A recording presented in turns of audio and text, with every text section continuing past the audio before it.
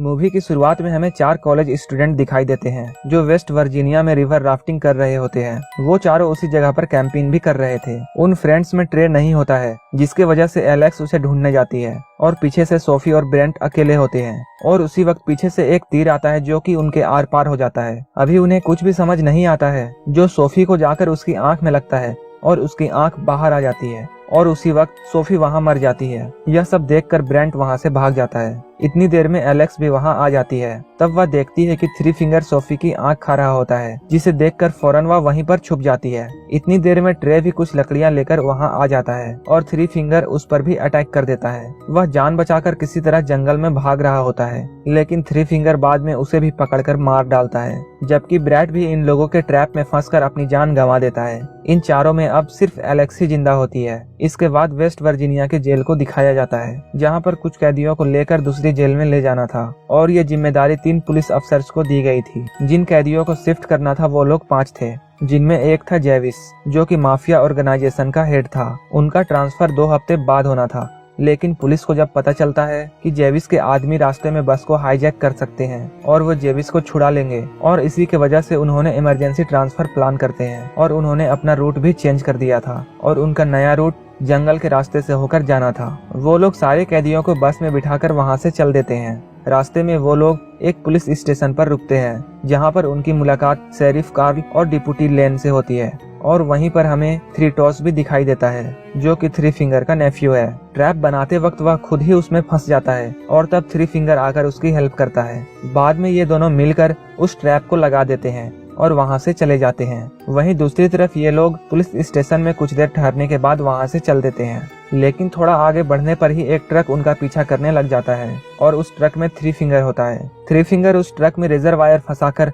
उसे पंचर कर देता है, जिसके कारण से वह बस आउट ऑफ कंट्रोल हो जाती है और रास्ते से नीचे गिर जाती है। थ्री फिंगर अपनी गाड़ी से उतरकर उन्हें देखने जाता है। पुलिस ऑफिसर सभी कैदियों को बाहर निकालता है और इसी दौरान मौके का फायदा उठाकर जेविस उससे गन छीन लेता है और तभी पीछे से एक और पुलिस ऑफिसर आकर जेविस पर गन तान देता है, लेकिन उसी वक्त एक चाकू आकर सीधा उसकी गर्दन में घुस जाता है, जिससे वहीं पर उसकी मौत हो जाती है। सारे लोग वहां पर ये समझते हैं कि ये सभी कुछ जेविस के आदमी कर रहे हैं, लेकिन उसी वक्त जेविस पर भी तीरों की बारिश होना शुरू हो जाती है और इससे ये लोग समझ जाते हैं कि ये लोग जेविस के आदमी नहीं है, ये कोई और है। तब जेविस नेट से कहता है वह सबकी हथकड़ियों को खोल दे, जिस पर नेट जवाब देता है चाबी बस के अंदर ही रह गई है और बस पूरी तरह से आग लग चुकी है और वह बस किसी भी टाइम ब्लास्ट हो सकती है। जबकि एक पुलिस ऑफिसर जिसका नाम वाल्टर है वो भी अभी बस के अंदर ही होता है और नेट अंदर जाकर वाल्टर को सही वक्त में बस से बाहर निकाल लेता है। नेट जो चाबियां लेकर आया था वो बिल्कुल बेकार हो चुकी थी, लेकिन जेविस फिर भी उसे नहीं मारता,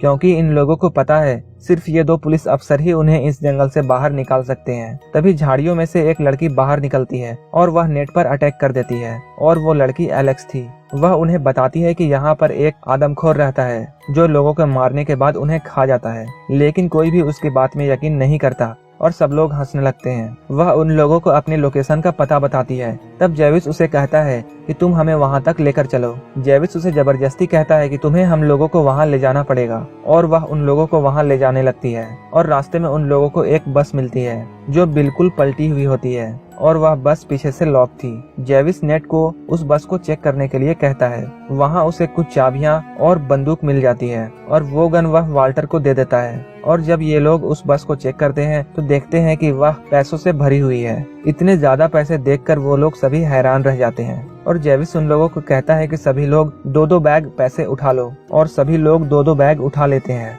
जबकि वाल्टर जख्मी है और वह पैसों से भरा बैग नहीं उठा सकता, लेकिन जेविस जबरदस्ती उसे बैग उठाने के लिए कहता है। मौका देखकर वाल्टर जेविस को शूट करने की कोशिश करता है, लेकिन उसके बंदूक में गोलियां नहीं होती है, लेकिन इस बात के लिए जेविस उसे माफ नहीं करता है और जेविस उसके सर में गोली मार देता है। इस पर नेट कुछ भी नहीं कर सकता था। उसके बाद जेविस सबको आगे बढ़ने के लिए कहता है। उसमें से सबसे आगे एलेक्स होती है, क्योंकि वही उन सबको रास्ता बता रही थी। चलते हुए उसका पांव एक ट्रैप पर आ जाता है, लेकिन नेट जल्दी से उसे बचा लेता है और ये ट्रैप वही था जिसे थ्री टॉस ने सेट किया था। तभी वह निकलकर बाहर आ जाता है और इन लोगों पर अटैक कर देता है, लेकिन जेविस उसे गोली मारकर नीचे गिरा देता है। एलेक्स इन लोगों को बताती है कि ये वो म्यूटेंट नहीं है। तब जेविस को एक आइडिया आता है और वह थ्री फिंगर के लिए क्लू छोड़कर आगे बढ़ जाता है। जब थ्री फिंगर वहां पहुंचता है तो वह थ्री टॉस का सर एक लकड़ी पर टंगा देखता है, जिसे देखकर वह बहुत गुस्सा होता है। यानी अब थ्री फिंगर पहले से भी ज्यादा खतरनाक हो चुका था। आगे बढ़ते हुए इन लोगों को कोई चीज लटकी हुई नजर आती है, जिसे जेविस पकड़ लेता है, जिस पर विली समझ जाता है कि यह उनके लिए बिछाया गया एक ट्रैप है। और उसी वक्त वह जेविस को ढकेल कर बचा लेता है, लेकिन खुद उस ट्रैप में फंस जाता है। जेविस की जान यहाँ पर बच जाती है, लेकिन वह ट्रैप में विली के साथ फंसा हुआ होता है। और तब जेविस विली की दोनों टांगों को काटकर अपने साथ ले जाता है। वहीं दूसरी तरफ डिप्टी लेन को 4 मिसिंग स्टूडेंट्स के बारे में कुछ इन्फॉर्मेशन मिलती है और शेरिफ के पास नेट की अभी कोई कॉल भी नहीं आई थी, जिसके वजह से ये लोग बहुत चिंतित थे। ये लोग सोचते हैं कि शायद उनकी बस को किसी ने हाईजैक कर लिया है। और तब शेरिफ इन लोगों को ढूंढने जाता है और लेन कॉलेज स्टूडेंट्स को ढूंढने जाती है। कुछ दूर चलने के बाद ये लोग एक पुराने कैबिन में पहुंच जाते हैं, जहां इन्हें कुछ टूल्स दिखाई देते हैं और तब ये अपनी चैन को काट लेते हैं। जब वो लोग थोड़ा आगे बढ़ते हैं तब उन लोगों को वहां थ्री फिंगर का ट्रक दिखाई देता है। इन लोगों को पता होता है कि यह थ्री फिंगर के द्वारा बिछाया गया एक ट्रैप है, लेकिन फिर भी जेविस अपने एक आदमी को आगे भेजता है। जैसे ही वह ट्रक के सामने जाता है तब थ्री फिंगर उसे रिजर्वायर में फंसाकर अपने साथ ट्रक में घसीट कर ले जाता है। और तब ट्रक को सड़क में ले जाकर जेविस के आदमी को बुरी तरह से सड़क पर घसीटता है। उसी वक्त जेविस का एक आदमी उस पर हमला कर देता है और मौका देखकर एलेक्स और नेट वहां से भाग जाते हैं। जेविस अपने आदमी को इतना मारता है कि वह अधमरा हो जाता है और ये लोग उसे वैसा ही छोड़कर वहां से चले जाते हैं। इधर शेरिफ उस बस के पास पहुंच चुका है और वह सारे इंफॉर्मेशन को आगे ट्रांसफर कर देता है। और सारे इंफॉर्मेशन को पास करने के बाद वह अपने डॉग को लेकर नेट को ढूंढने चला जाता है। इधर जेविस का आदमी उससे कहता है कि इन पैसों को वहां छोड़कर उसे नेट को ढूंढना चाहिए। तब जेविस उसकी बात मान लेता है और पैसे को ये लोग वहीं पर छोड़ देते हैं और नेट को ढूंढने लगते हैं और आखिरकार वो नेट को ढूंढ लेते हैं। जेविस उसे मारने ही वाला होता है तब नेट उसे बताता है कि यहाँ पर एक वॉच टावर है, जहाँ पर हम जाकर किसी से कांटेक्ट कर सकते हैं। तब जेविस उसे कहता है कि हम लोगों को तुम वहाँ लेकर चलो। जैसे ही ये लोग वहाँ पर पहुँचते हैं ये लोग देखते हैं कि वॉच टावर पूरी तरह से टूट चुका है और उसे जला दिया गया है और इसे उन तीनों म्यूटेंट भाइयों ने जला दिया था। वहाँ पर कुछ ना मिलने की वजह से जेविस नेट को मारने लगता है, लेकिन उसी वक्त शेरिफ का डॉग वहाँ आ जाता है